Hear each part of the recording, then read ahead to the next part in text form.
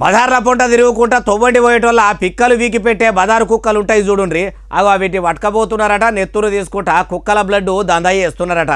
కుక్కల నెత్తురును కూడా ఇడిచిపెట్టకుండా బేరసారాలు చేసే బద్మాషిగాళ్ళు ఏడున్నారంటే వీడియోనే తెచ్చిన మీరే చూసేయమంటారు అనుండ్రి. చూసిండ్రు కదా పేషెంట్లను కదా దావకాన్ల బెడ్ మంచాల మీద వండబెట్టి నెత్తురు తీసుకుంటున్నట్టు ఇట్లా దొరకబట్టుకొచ్చిన బజారు కుక్కల తీసుకొచ్చి ఇట్లా బెంచీల మీద వండబెట్టి అవిటి నెత్తురు జనిగలు కదా పీల్చుకుంటున్నట్టే పైపులు పెట్టి పీల్చుకుంటున్నారట.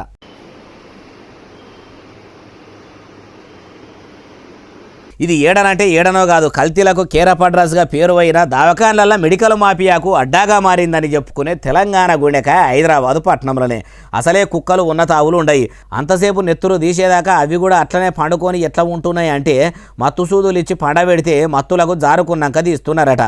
ఇట్లా బలిమేడికి గుంజిన ఈ నెత్తురును ఏం చేస్తారట అంటే పానం బాగాలేని సాదుకునే కుక్కలు ఉంటాయి చూడుండ్రి, అవిటికి బ్లడ్ తక్కువైతే ఇట్లా తీసింది ఎక్కిస్తారట. ఒక్కొక్క పాకెట్కు ఎంత అనుకుంటుర్రు? అచ్చరాల 30,000 రూపాయలట. మనుషుల రక్తం కంటే కుక్కల రక్తానికే రేటు ఎక్కువ ఉన్నదేమో అనిపిస్తలేదు.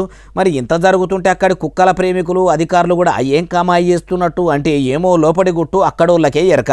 కొనాకరికి కుక్కల నెత్తురుతోని కూడా దందాలు చేసే కుళ్ళు మనసులు ఈ దునియాల, అది తెలంగాణ రాష్ట్రంలో ఉన్న హైదరాబాదు పట్టణంలో ఉన్నారంటే ఏమన్నట్టు. ఇసొంటోళ్ళ మీద ఆ సర్కారు ఎందుకు చర్యలు తీసుకుంటలేదో అంటుర్రు ఈ ముచ్చటిన్నోళ్ళు.